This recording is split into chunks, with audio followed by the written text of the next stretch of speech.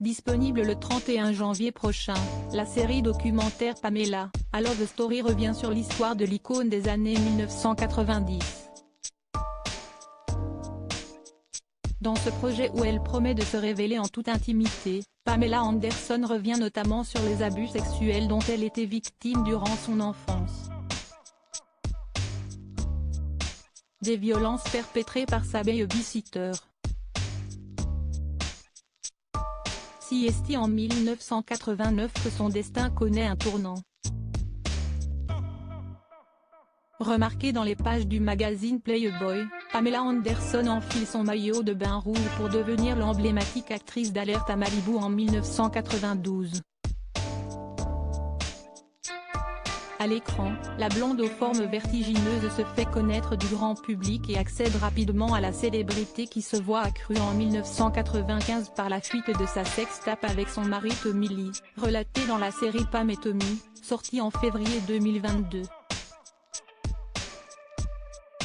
Une diffusion massive de son intimité sur Internet qui, si elle la propulse sous le feu des projecteurs, rattache sans cesse l'américaine à l'inévitable stéréotype de la bimbo peroxydée. Aussi, CST avec une série documentaire que Pamela Anderson compte bien reprendre le contrôle de son histoire. Dans Pamela, A Love Story, apparaître le 31 janvier prochain, et également au travers d'un livre publié en parallèle, l'ex-compagne de Kelly Slater se dévoile en toute intimité et raconte son propre récit.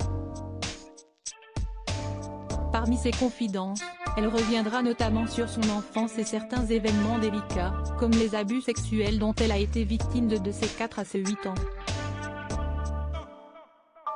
Cela a duré 3 ou 4 ans. Ce sont des traumatismes d'antan que l'icône hollywoodienne souhaite aborder dans ce projet biographique.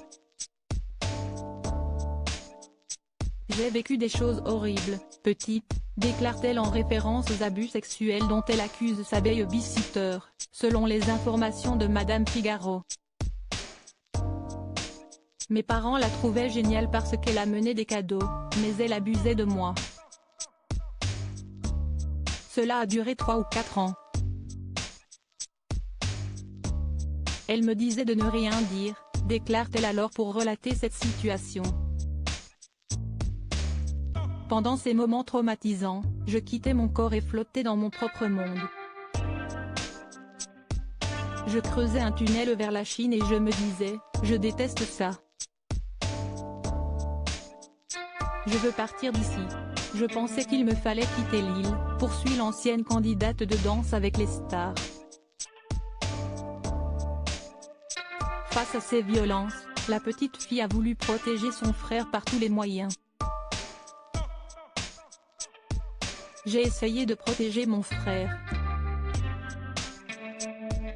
J'ai tenté de la tuer, de la poignarder en plein cœur avec un sucre d'orge. Je lui ai dit que je voulais qu'elle meure, et elle est décédée dans un accident de voiture le lendemain, se souvient-elle.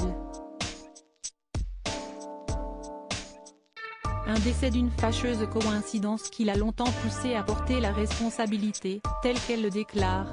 Je croyais l'avoir tuée par magie et que je ne pouvais en parler à personne. J'étais sûre d'être coupable. J'ai souhaité sa mort et elle est décédée. J'ai vécu avec cela toute mon enfance. Un passé douloureux sur lequel elle revient sans concession.